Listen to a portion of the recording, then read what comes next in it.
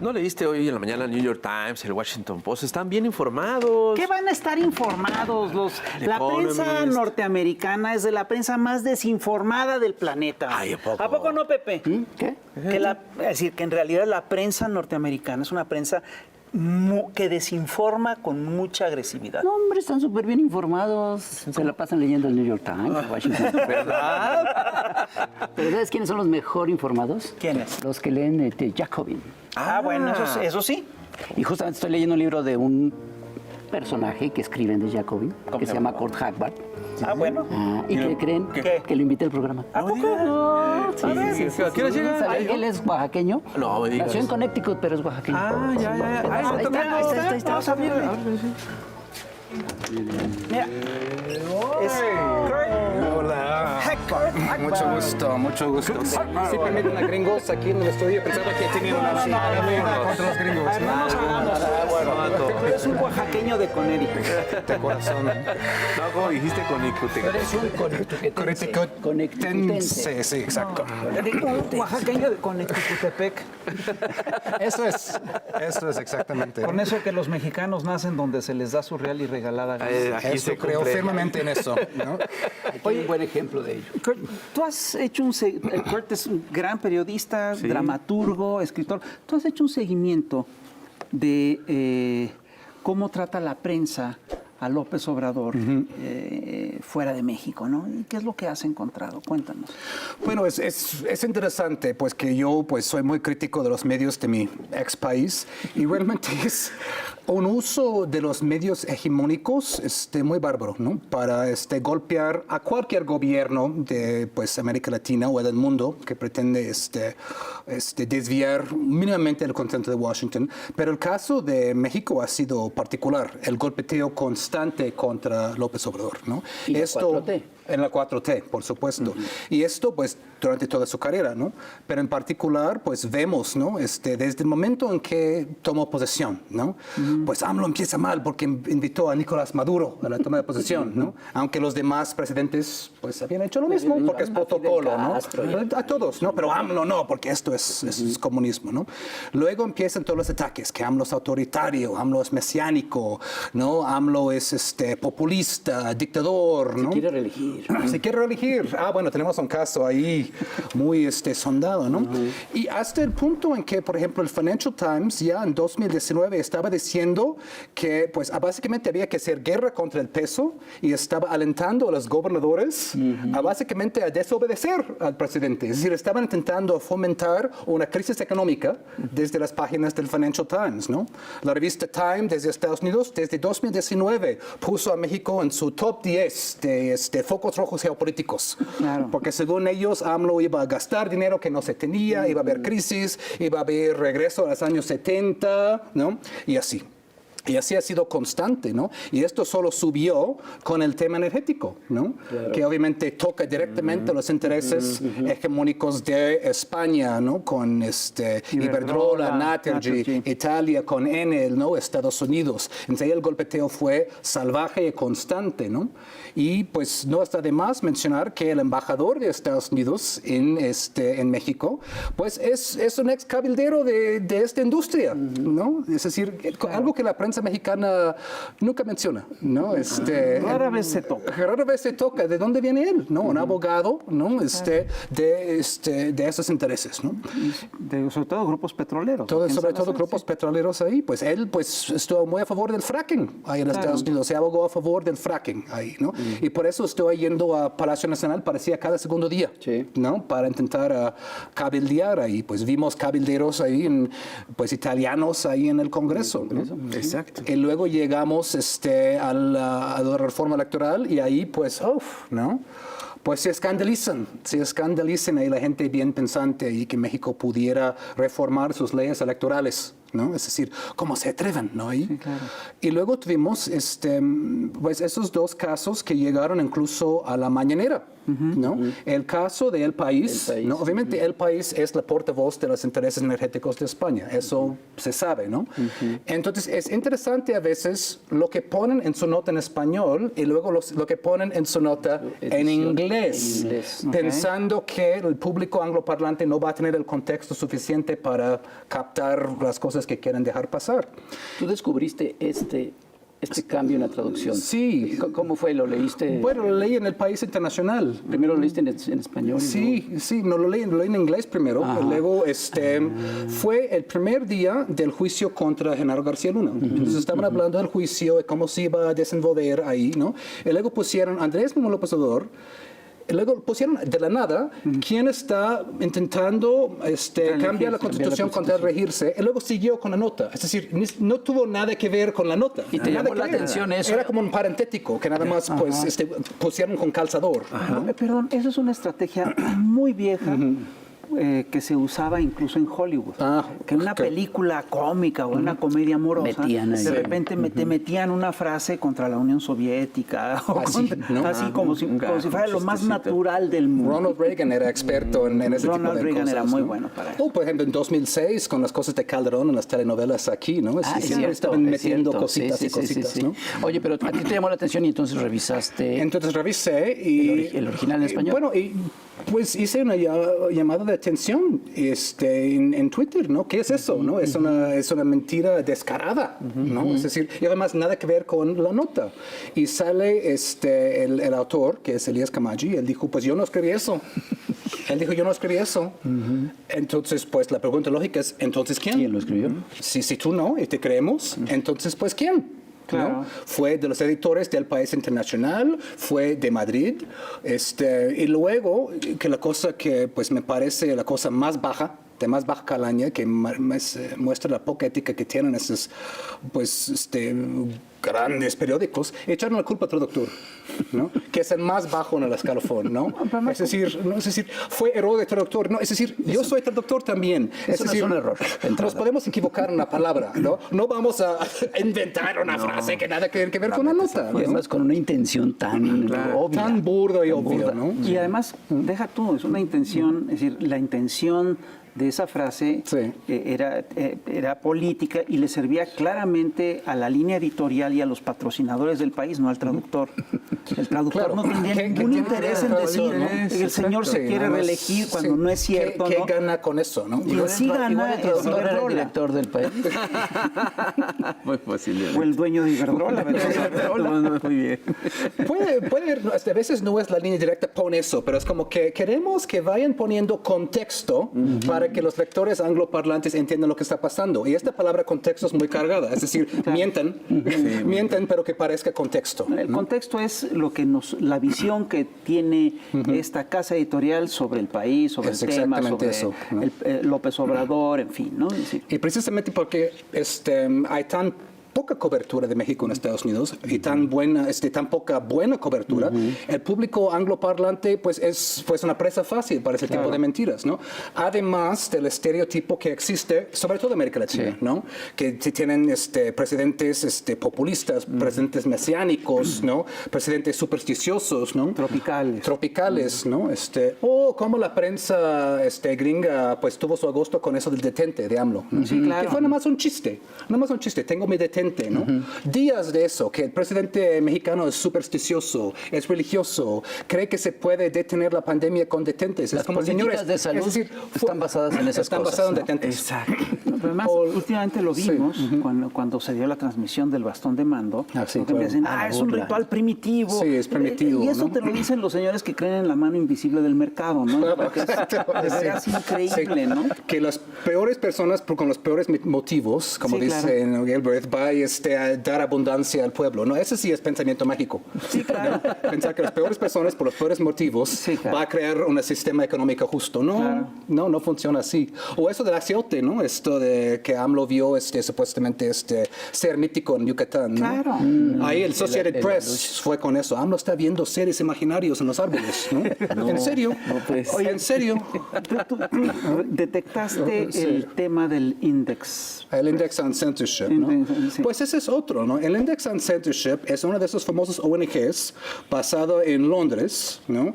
La directora es un ex miembro del Partido Laborista, parte de este grupo que, pues, apoyó y, pues, destruyó la carrera de Jeremy Corbyn, ¿no? Un gran amigo del presidente, ¿no? Lo destruyó, es decir, los destruyeron. Y esto es, pues, lo que pasa si no tienes una estrategia de medios, ¿no? Es decir, los medios destruyen a los progresistas en todo el mundo, ¿no?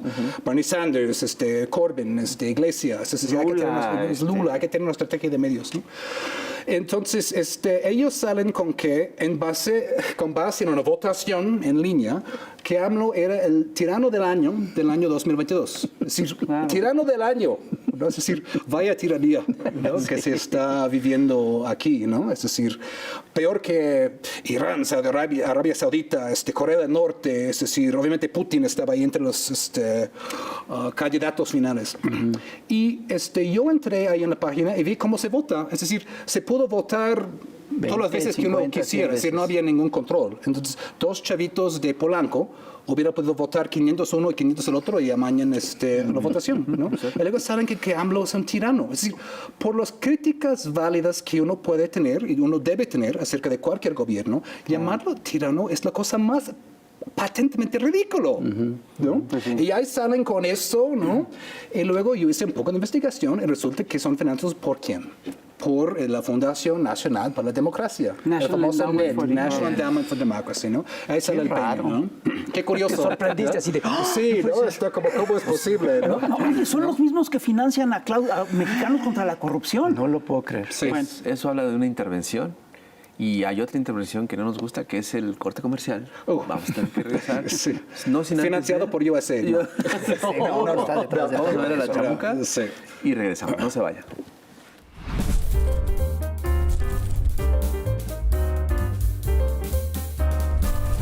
Querido electorado, ¿qué tal te me va?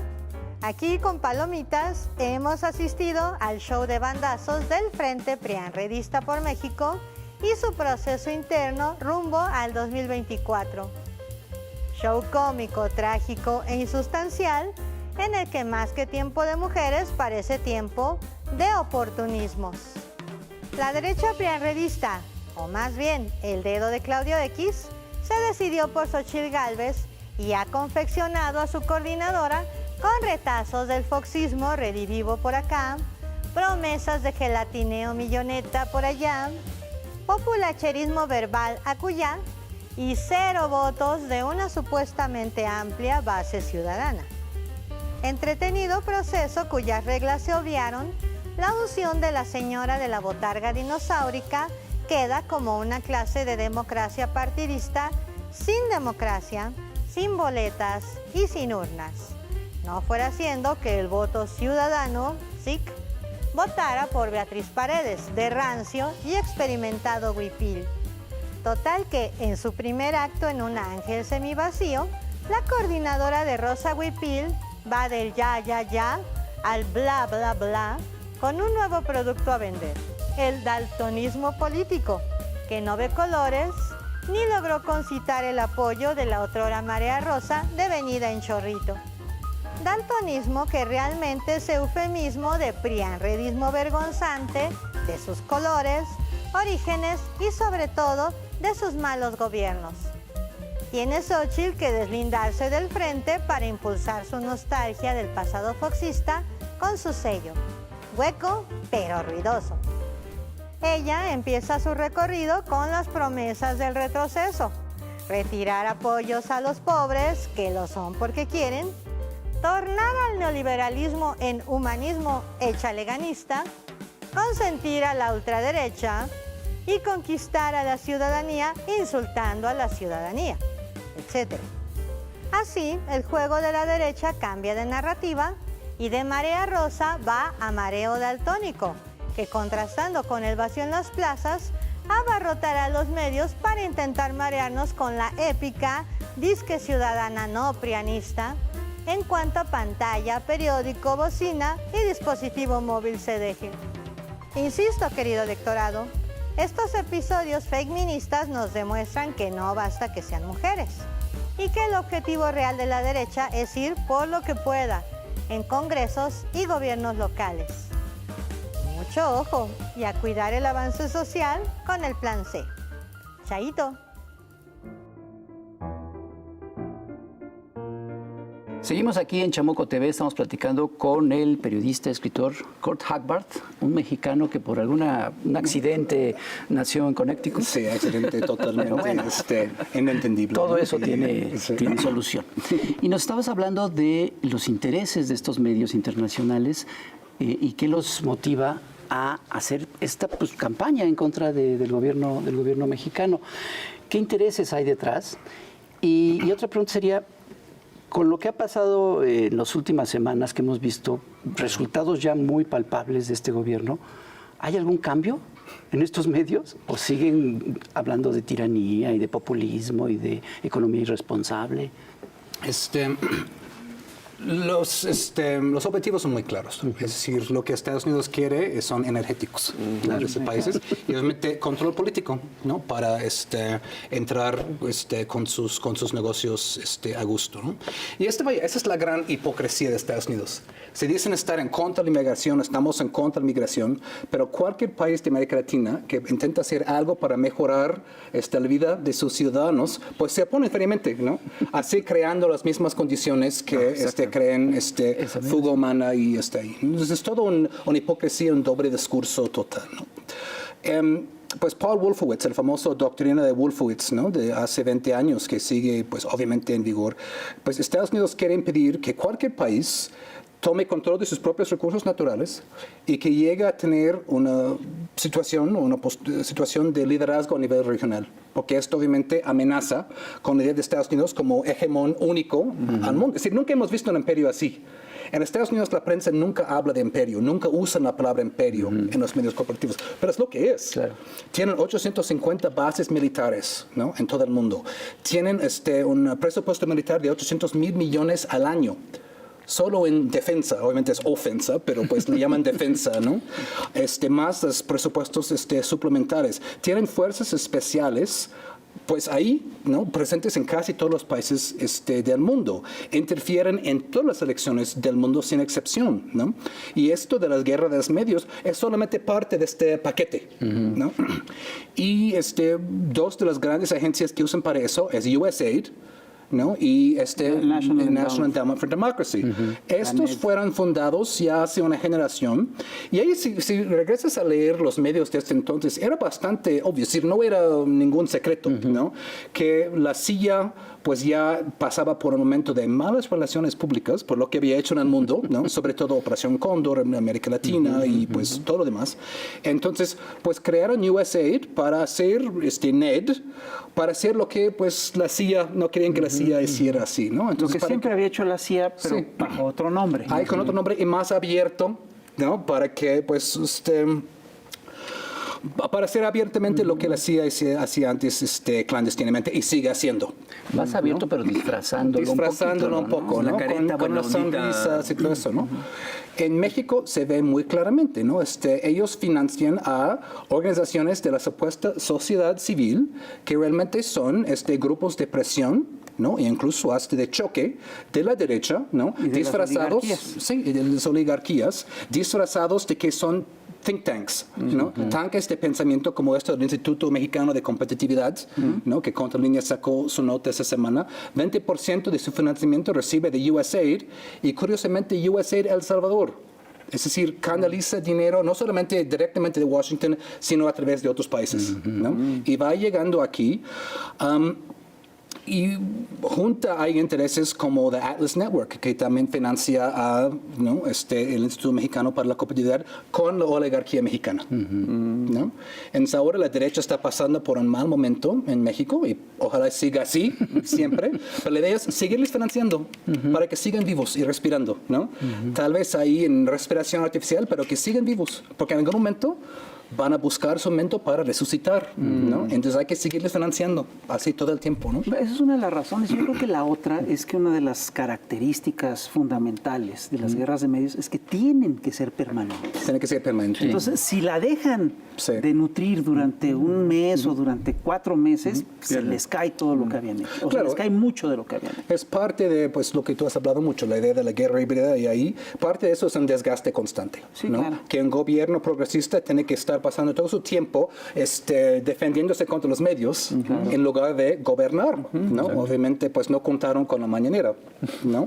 Pero pues, no, en serio, es decir, eso es algo como dijo Pablo Iglesias, que va a haber doctorados y tesis escritos sobre eso, ¿no? sí. Pero, como bien dices, tiene que ser constante, y lo ha sido. Sí, claro. Es decir, lo ha sido. Es constante y es ahí, ¿no? Ahí. Y obviamente hay intereses energéticos atrás y intereses, pues, de hegemonía, ¿no? Ahora, tú preguntas si va a seguir, ¿no? Pues vemos, ¿no? Que incluso con... O se les complica, ¿no? Sí, que se les Un poquito complica. más, digo, no pueden ya mentir tan abiertamente, no les importa. ¿Qué pasa? No les importa, mienten abiertamente. El New York Times el año pasado, 2022, un año en que la economía mexicana creció 3.1%, dijo, y eso textual, de María Avi Habib, que era la jefa ahí del buró aquí en México, dijo que la economía estaba cratering, es decir, entrando en un cráter, es decir, desplomándose. Eso no fue una nota de opinión. Eso fue, y lo dijeron varias veces, que la economía estaba mal, que estaba cratering, que estaba desplomándose. Es decir, cuando es necesario, mientan descaradamente, ¿no? La que está ahora, Natalie Kitrueff, es decir, ella todo el tiempo está editorializando en las notas ahí, ¿no? En la reforma electoral, dijo que esto fue parte de todo un movimiento en todo el hemisferio para minar y socavar las instituciones democráticas, ahí, así, todo hiperbólico ahí. Ahí, no en una nota de opinión, en la nota ahí. Es decir, sin la más mínima ética periodística, ¿no? Están dispuestos a hacer editorial en la nota. Si es necesario decir que la economía está cratering, ¿no? Está desplomándose, lo dicen. Porque piensan que nadie va a checar y decir, no, de hecho, 3% de crecimiento no es cratering, tal vez este año va a ser 4%, pero no les importa.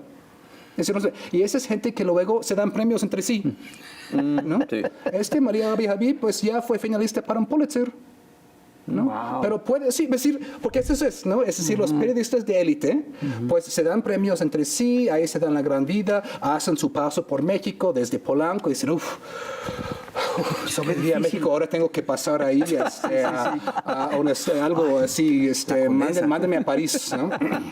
Por favor, ¿no? Y luego tienen este lustre ahí y me parece muy, muy mezquino. Es decir, uno puede tener las diferencias que tenga. En eso de pobreza, ¿no? Nadie puede negar, es decir, excepto si pues discrepas con las estadísticas del Coneval, nadie puede discrepar que la pobreza ha bajado 5 millones en esos años. Es decir, ahí están los números. El New York Times publicó el año pasado una nota diciendo claramente, y lo puse en mi Twitter, los programas de AMLO están perjudicando a los pobres. Sí, porque cuando te dan perjudicando a los pobres. Puso eso en New York Times el año pasado. Ahí no han actualizado la nota, no han hecho una nueva nota. De hecho, lo de Coneval sencillamente lo ignoran. Sí, claro. Sencillamente lo ignoran porque no va con su línea. Porque están construyendo una narrativa. Están construyendo una historia y la verdad es que los datos no les importan. Es decir, solo los usan cuando les sirve para construir su historia, cuando contradicen su historia los hacen de lado. Y esto es el asunto. Entonces, o pues mienten y tergiversan, y pues más dejan de al lado algo, ¿no? Porque claro, no les conviene, ¿no? Sí, o mienten o ocultan. Mienten o ocultan, ¿no? O exageran. O exageran. Bueno, ¿no? eso siempre. Por ejemplo, National Public Radio de Estados Unidos, radio pública de Estados Unidos, dijo que pues AMLO, 4T querían destripar el INE. Hablando de verbos que exageran. Destripar, ¿no? Sí. Luego llegaron de Atlantic Monthly. Eso fue mi favorito. Ann Applebaum, ¿no? Escritora ahí, en esta revista Atlantic Monthly, ¿no? Llega aquí, se entrevista con Lorenzo Córdoba, va a la Marcha Rosa con Denise Dresser. Fueron las únicas 2 personas con las que habló, en serio, ¿no? Obviamente tomó su brunch ahí, en su hotel y se va. Y dice, obviamente, que la democracia está bajo ataque, bajo asedio ahí en México, ¿no? ¿No? David Frum también, ¿no? Que él fue el autor de la guerra contra Irak. Es decir, nadie debe escuchar a David Frum de nada, nada. Ni siquiera qué corbata ponerse. Es decir, el hombre que causó el crimen más vil de los últimos 20 años, 1 millón de iraquíes muertos, y él ahora está opinando como campantemente sobre México, porque cree que sabe, ¿no? Y ahí siguen, ¿no? ¿Y cuánta gente les cree? En Estados Unidos, por ejemplo, ¿qué impacto real tiene? ¿Qué impacto real tiene en la sociedad de Estados Unidos? Desafortunadamente, pues, hay gente que cree eso porque no tienen otro medio de información, ¿no? Aparte de, pues, mis artículos en Jacobin, hay muy poca cobertura sobre México. Hay poca. ¿No? Es decir, algo de medios alternos, pero lo que agradezco mucho a Jacobin es la oportunidad de dar un seguimiento constante. Porque a veces hay un artículo aquí, y luego otro ahí 6 meses después, otro ahí, pero lo que no tienen es esto de ser constante. El ataque es constante, la defensa no lo es. Claro. ¿Sí? Pues por eso es eficaz el ataque, porque no hay manera de hacer una defensa constante a todas estas cosas. Y por eso ha sido eficaz la mañanera, porque sí es constante. Es constante, y tiene que serlo, por lo mismo. ¿no? Hay muchas mesas de análisis allá, noticieros, en todas horas. No hay nadie que defienda a la 4T en Estados Unidos. No. Deja todo lo que sea ético y objetivo. Exactamente. Deja los hechos. Ver lo que está pasando. ¿no? Ver lo que está pasando. Y lo que mencioné, incluso hay peor, ¿no? Es decir, tenemos también la postura de Fox News ahí, que quieren básicamente, si no poner el muro, bombardear México. ¿no? Que es ahora lo nuevo de los candidatos republicanos, ¿no? Quieren mandar drones o fuerzas especiales y quieren hacer su serie o su show ahí, ¿no? Ron DeSantis quiere decir esto, Lindsey Graham y todo eso, ¿no?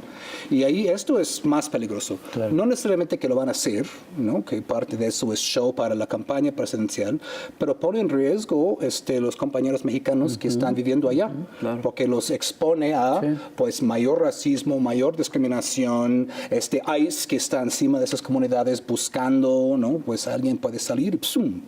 Los agarran, ¿no? Entonces crean un ambiente más crispado contra la comunidad mexicana en Estados Unidos, que es muy problemático, ¿no? Sí. Bueno, y el caso de las boyas, que puso el gobernador. Sí, que dicen que las tienen que retirar, pero van a apelar y van a apelar, ¿no? Y ya estamos aquí de vuelta en Lechemuco TV, ahora en el Plus YouTube, y estamos platicando con el señor Kurt Hartbark. Lo dije bien. Un oaxaqueño que nació en Connecticut. Y bueno, estamos platicando sobre este asunto de los medios de comunicación allá, vaya que hegemónicos. Pero la pregunta es, ¿existen medios alternativos en Estados Unidos? Lo único que yo conocía era Democracy Now! Pues iba a mencionar Democracy Now! Con Amy Goodman y Juan González, ¿no? Exacto. ¿Hay más? ¿Hay opciones? Hay poco. Es un sistema mediático súper controlado. Como bien dijo Noam Chomsky, el pueblo estadounidense es el pueblo más propagandizado del mundo, ¿no? Y esto no es exageración, habiendo crecido ahí, ¿no? Inside Democracy Now! Hay la red pacífica de radio, ¿no? Hay una red de youtubers ahí y Jacobin, ¿no? Pero aparte de eso hay muy poco, ¿no? Y hay que ir buscando, encontrándole, ¿no? Hay a veces buenos artículos de ahí y allá, pero en cuanto a América Latina, ¿no? Y esto también tiene que ver con un problema con la izquierda estadounidense, ¿no?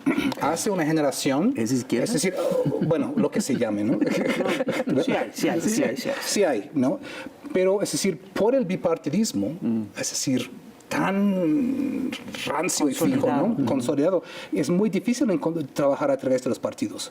Si encuentras la izquierda en los sindicatos o a través de agrupaciones como el Democratic Socialists of America, ahí es decir, pero fuera del sistema bipartidista, porque es un bipartidismo como si brincaras del peor del PAN al peor del PRD, ¿no? PAN, PRD y de vuelta, ¿no?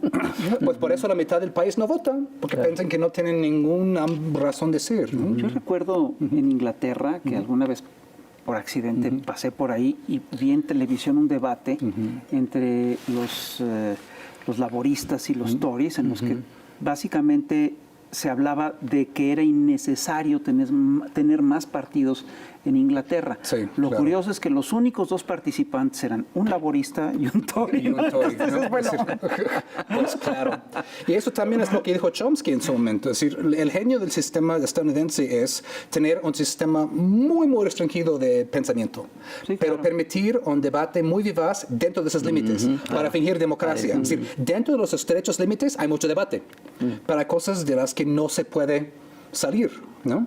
Por ejemplo, la guerra contra Ucrania. Es decir, ¿quién en Estados Unidos está levantando la mano para decir, eso es un disparate, seguir dando dinero y dinero y dinero y otros 1,000 millones más, ¿no? Nadie, ni Bernie Sanders, ni Squad, ni Alejandra Ocasio-Cortez, ¿no? Algunos voces, incluso de los republicanos, están criticando a Ucrania más que los demócratas.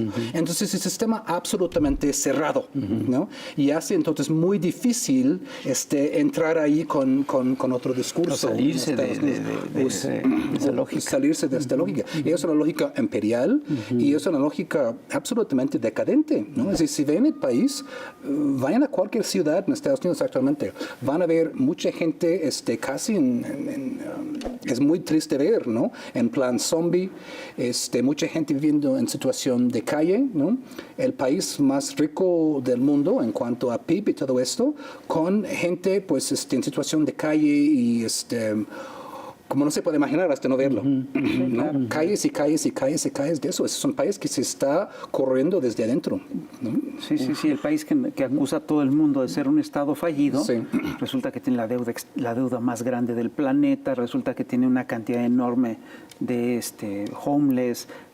Sí hay una crisis muy seria en el Es proceso. una crisis muy pero seria. el control no lo pierden en ningún momento. No. Nunca pierden ahí el control de nada, ¿no? Y esto no es solo contra México, ¿no? Es decir, cuando Bernie Sanders quería postularse, y recuerdo había esta famosa estadística que el Washington Post sacó 16 notas anti-Sanders en como 24 horas. Es decir, en línea. Es decir, pum, pum, pum, pum. Cuando quieran aplastar a alguien, lo aplastan, ¿no? También, pues, habla con la comunidad afroamericana en Estados Unidos, cómo cubren, ¿no? sus protestas y Black Lives Matter, ¿no?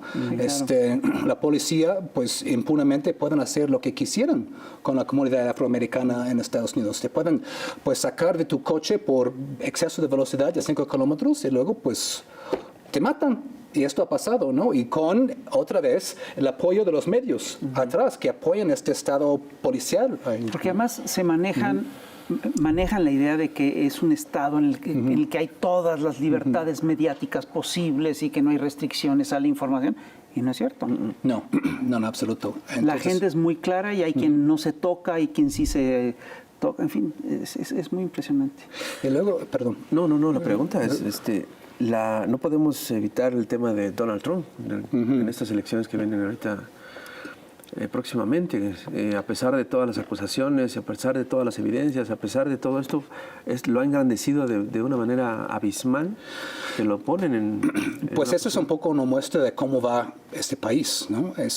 Trump ya tiene una serie de cargos contra él y pues ya va arriba en las encuestas, ¿no? Eso le ha ayudado. Le ha ayudado, ¿no? Porque ha creado la percepción, no totalmente infundado, que varios de esos cargos son politizados, ¿no? Es decir, no Claro. totalmente, yo no soy nada pro Trump, pero varios de esos cargos, por ejemplo, eso de que Trump haya tenido documentos confidenciales en su casa, bueno, los demócratas también, ¿no? Es decir, Hillary Clinton tuvo un servidor en su sótano, es decir, ¿no? Trump ha creado la percepción de que los medios mientan. El problema es que los medios sí mientan. Es decir, obviamente él tuerce eso para sus propósitos, ¿no? Pero parte de la verdad de que los medios sí mientan y que ya no hay confianza en los medios y ya no hay confianza en el sistema judicial ahí, ¿no? Entonces la mitad del país piensa que son cargos totalmente politizados, ¿no? Los cargos más graves son los del estado de Georgia, en que él intentó revertir la elección de 2020, llamando al secretario de Estado, intentando cambiar los votos electorales. Pero ahí es lo más grave, ¿no? Las demás cosas, yo creo que incluso el fiscal de Nueva York ni siquiera quería llevar este caso. Está como pero el Partido Demócrata está como adelante, llevan el caso, ¿no? Y es curioso, ¿no? que los presidentes de Estados Unidos nunca son llevados a juicio por sus verdaderos crímenes. Claro. La guerra contra Irak es la verdadera crimen, ¿no? Lo que hicieron en Afganistán, ¿no? Lo que están haciendo en Siria, eso de destrozar a Libia, ¿no? Nixon con Camboya, es decir, todos los verdaderos crímenes de guerra, esos no son tocables, ¿no? Todos los expresidentes estarían en la cárcel. Todos, sí. Uno tras otro, ¿no? En fila, ¿no? Sí. Oye, perdón, hace rato mencionabas, bueno, citaste a Chomsky, ¿no? De que la sociedad más, Estados Unidos era la sociedad más propagandizada. Sí, del mundo. Él afirma Pero eso. bueno, la derecha acusa a la izquierda de hacer propaganda también. Sí. ¿Cuál es ahí la diferencia? ¿Hay propaganda buena, hay propaganda mala o qué? Pues la derecha acusa a lo que hay de izquierda en Estados Unidos, ¿no? Y en general, estoy pensando también en México. También en México. Bueno, siempre hay esta acusación, ¿no? Es decir, la derecha en Estados Unidos dicen que los medios son liberales cuando los medios son los más cooperativos del mundo en Estados Unidos. Es un argumento muy conveniente para ellos, ¿no? Bueno, es decir, hay que recordar siempre que los medios cooperativos son un brazo del poder dominante, ¿no? Claro. Siempre, ¿no? En parte de lo que va a hacer este poder dominante es descalificar cualquier otro discurso. Descalificarlo, hacerlo verse ridículo, el presidente con sus detentes y sus aluches. Es decir, la idea es esto. Entonces, acusar a la izquierda de propaganda, pues es parte de eso. Tienes que descalificar y hacer ridículo un discurso, ¿no? Si no, la vas a aplastar a la fuerza, que la derecha es muy buena para eso también, aplastar a la fuerza, censurar, haces quedar en ridículo a un discurso, ¿no? Y es parte de eso, ¿no? Es decir, el presidente, pues, obviamente por el racismo que ya existe en Estados Unidos, es un ridículo, es un mesiánico ridículo. La izquierda quiere regresar a las 70s, es decir, tienes que hacerles quedar en ridículo y hacer pensar que el sentido común es de este lado, ¿no? Sí, claro. ¿no? Es decir, ellos, la batalla por la idea natural son sus ideas, ¿no? La idea de que los ricos deben poder quedarse con todo, los pobres tienen que conformarse con los migajas que reciben y si se rebelan, pues tienen que ser pues ferozmente aplastados con garrote, ¿no? De hecho, eso fue parte de mi gran educación política en México, ¿no? Yo llegué, un joven chico blanco de Connecticut, ¿no? Con muchas ideas de libros, ¿no? Estudié ciencias políticas y llegué con todas mis ideas y topé con la realidad de Oaxaca 2006. ¿No? Desde el APO, ¿no? El 14 de junio, cuando querían desalojar al magisterio del centro, ¿no? Solo para ver que el magisterio se volvió a agruparse y volvieron a tomar el centro, ¿no? Esto un sindicato en Estados Unidos jamás tendría la organización necesaria como para volver a tomar una ciudad, ¿no? En la cara de la policía estatal. Y luego pues vi los meses del APO, las noches de las barricadas en las comunidades, cómo la gente de las comunidades se organizaban para hacer rondas en las noches, ¿no? Claro. De todos los barrios de Oaxaca, ¿no? De las 9 de la noche ponían la barricada, la gente salía, tenían su atole, tenían su café, tenían su música, y ahí pues hacían rondas. Porque pasaba la gente de Ulises Rodríguez en esas camionetas sin placas intentando causar destrozos, ¿no? Amedrentar a la gente. Y luego, bueno, el 25 de noviembre, creo, 25, sí, ¿no? El último desalojo, pues ahí sí ve la arbitrariedad del poder. Porque ellos estaban arrestando a quien fuera, involucrado o no involucrado, a quien pasara, ¿no? Nada más para llenar las camionetas de gente, raparles las cabezas y llevarlas a Nayarit, ¿no? Y yo hablé con gente pues, que dijeron, pues no solamente nos llevaron en helicóptero a Nayarit, sino que nos estaban colgando del helicóptero, amenazando con tirarlos a lo estilo argentino, ¿no? Al estilo de la guerra sucia de allá. Aquí en México también pasó eso, sí, ¿no? Sí. ¿no? Trauma total, hay gente que sigue traumada de eso, ¿no? Que les arruinó las vidas, ¿no? Y ahora pues hay jóvenes que todavía no saben de eso, por eso es parte de eso de tener que seguir recordando cómo es la derecha en poder, ¿no? Es una derecha brutal de brutos, ¿no? Porque su única manera de concebir el poder público es a través de la violencia, la agresión, es decir, es su única manera de responder a la contestación social, y sé porque lo vi. Sí, esas son las cosas que nadie te puede enseñar en un aula, ¿no? Bueno, pero Ulises Ruiz ya va a ser candidato a la ya va a ser candidato independiente, ¿no? Él y Verástegui, puede tranquilizar, ¿no? Entonces ahí él no puede pasear por las calles de Oaxaca, entonces lo mandaron a otros estados. Sí, claro. ¿no? Y hablando de eso, acabamos de pasar por los dos procesos de tanto de la derecha, del PRIAN, como de Morena para elegir quién probablemente o quién seguramente serán las candidatas y ya están definidas. ¿Tú cómo ves este proceso? Bueno, del lado del Frente Amplio, pues una farsa, ¿no? Una farsa cantada, ¿no?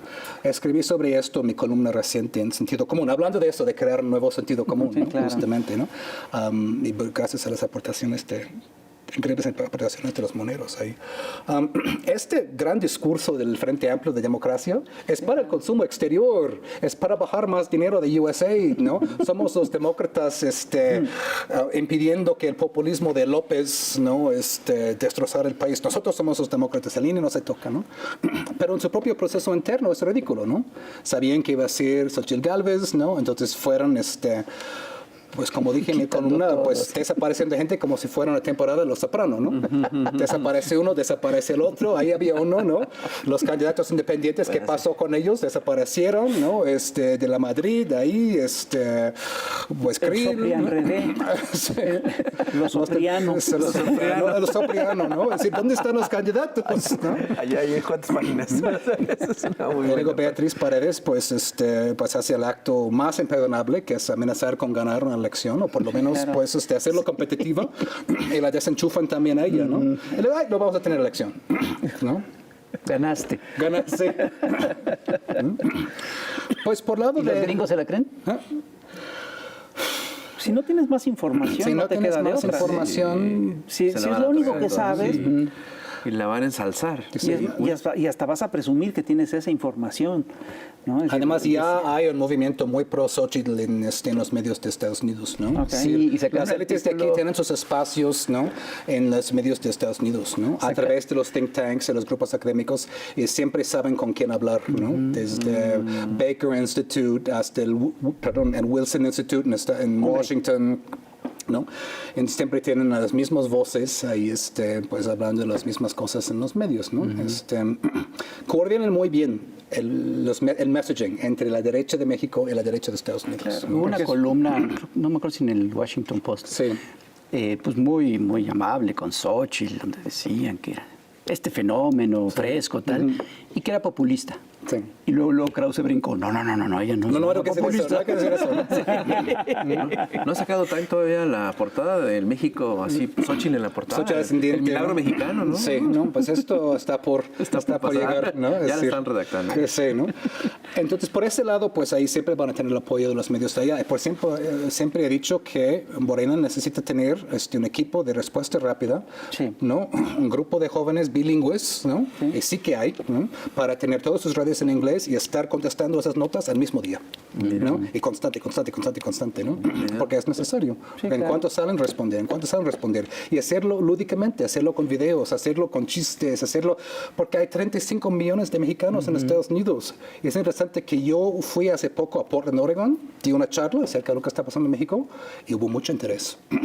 Había pues gente que pues manejó más de una hora, no por mí, sino porque querían saber qué está pasando en México. Y había mucho interés en esto. Hay que ver mucho más ese tipo de outreach con la comunidad mexicana ahí.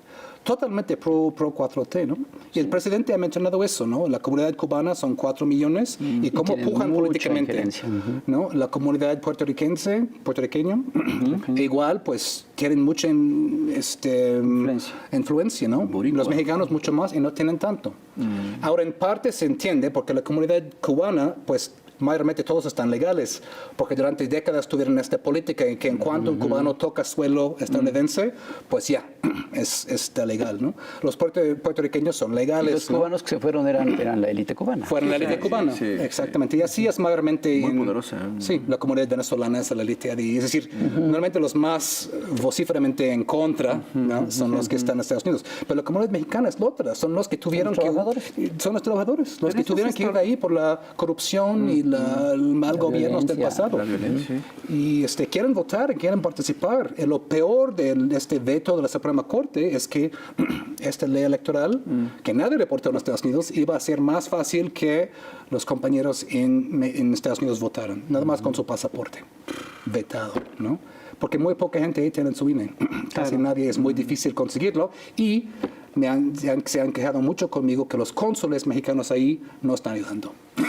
Porque muchos están de los gobiernos anteriores, entonces cualquier persona que quiere sacar su INE No me digas. Los hacen esperar, frenan el asunto, hay que tener... Renglón pendiente. Hay mucho trabajo por hacer ahí en relaciones exteriores.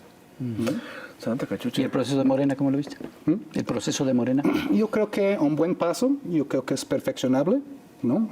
Yo creo que el hecho de que las encuestas hayan coincidido entre sí da mucha contundencia. Es decir, las 5 encuestas pues fueron casi idénticas y pues correspondieron a las últimas encuestas como de ENCOR y demás justo antes del proceso. Esto da seguridad al proceso, ¿no?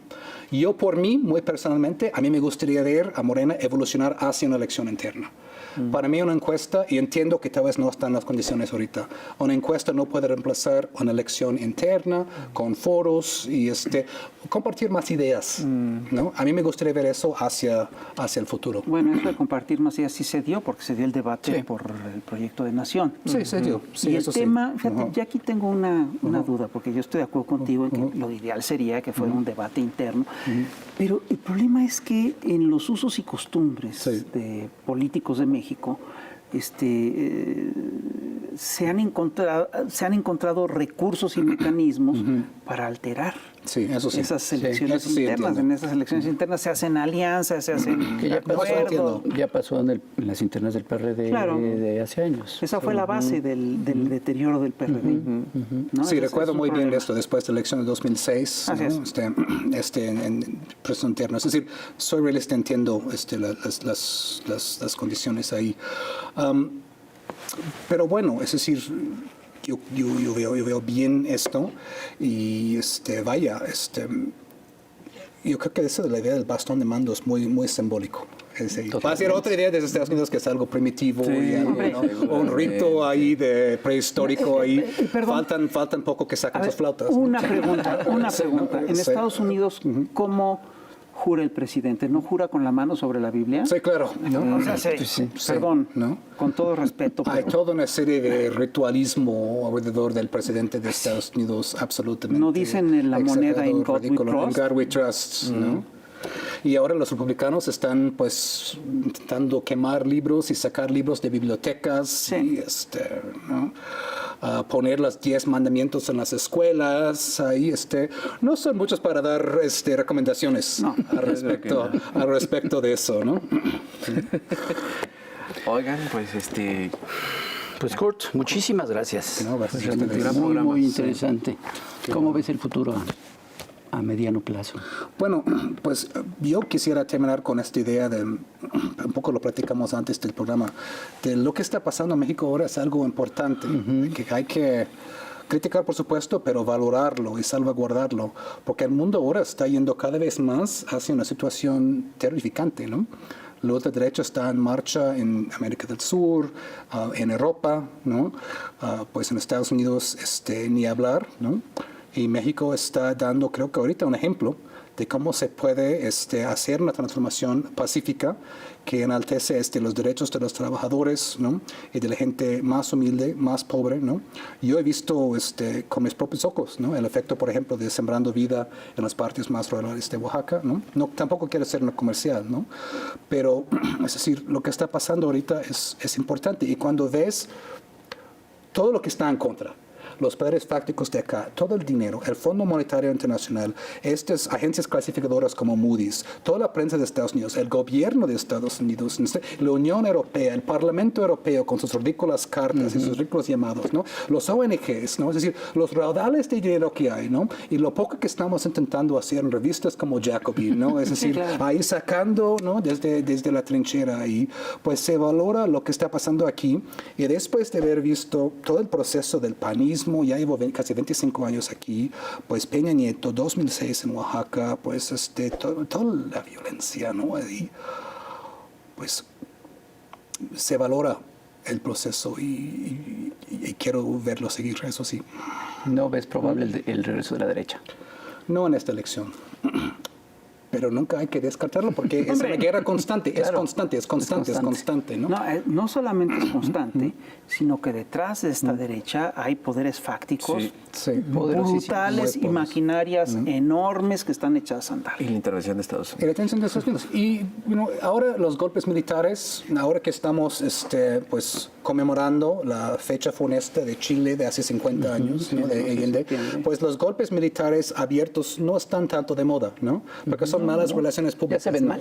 Se ven mal, ¿no? Sí, se ven un poquito mal. Pues ahora todo es marketing, ¿no? Aunque vaya que las tropas de Estados Unidos están muy activas en el Medio Oriente, ¿no? Es decir, Trump diciendo en serio, robamos el petróleo, ahí, pues les robamos el petróleo y punto, ¿no? Pero vaya, entonces la idea ahora son las guerras híbridas y esta idea de lawfare. Y la idea de lawfare es cualquier ley que se aprueba en un gobierno progresista, impugnarlo en las cortes. Cualquiera, impugnarlo. Y ahí se ve también con grupos pues de Estados Unidos, ¿no? Que están intentando hacer buenas cosas ahí, pues periodistas y demás, pues igual, hacen lawfare contra esos intereses ahí también, porque ¿cómo vas a poder defenderte contra un juicio de una gran corporación? Claro. Pues te quiebras, tal vez ganas el caso, pero perdiste tu casa, perdiste tu negocio, perdiste tu familia, perdiste todo, ¿no? Porque no, es decir, la idea es usar los tribunales como armas, ¿no? Armas de golpeteo constante, ¿no? Es lo que plantea Dunlap. Charles Dunlap, el coronel Charles Dunlap, desde el 2001. Una estrategia de guerra. Utilizar los tribunales como una estrategia de guerra para cómo destruyes al enemigo. Y si tienes los jueces a tu lado, pues vas a tener mucho éxito, ¿no? Es decir, ¿no? Es muy importante la reforma judicial y también pues renovar pues todos los togados ahí, ¿no? Programón. Kurt, muchísimas gracias por estar aquí con nosotros. En verdad, ¿dónde te encontramos en Twitter? Ahí está en Twitter, @Kurt Hackbarth. Ah, sí, búsquelo porque es bastante aguerrido el compañero. Y si alguien quiere leer de Jacobin. Jacobin, ajá. Sí, revista Jacobin, ¿no? Ahí está. ¿No hay versión en español? Sí hay. Está basado en Argentina. Y varios de mis artículos también los traducen y también tienen otras muy buenas plumas, ¿no? Súper. También tengo mi columna de sentido común. Muy brevemente, pues tenemos nuestra editorial en Oaxaca. Publicamos Voces Emergentes de la literatura oaxaqueña. Eso es Matanga Taller Editorial. Y ahí estamos. Matanga. Dijo la changa. ¿No? Qué buena. Ahí estamos publicando. De hecho, mañana vamos a estar ¿De en la veras Biblioteca naciste en Nacional. Connecticut? Me fui en cuanto pude. Claro. Llegué a la mayoría de edad y un día. Pues bienvenidísimo. Qué buena onda. Pues muchas gracias, Kurt. Gracias a ustedes. Señores y señores. Sí, señor, ya lo sabes. Cuídense mucho, ya sabes, otro programón que va a tener que compartir, coleccionar. Dele like, ya lo sabe, chamucomedia.com, también chéquela por ahí. Ahí también hay contenido del Chamuco. Cuídense mucho, nos vemos a la próxima. Bye.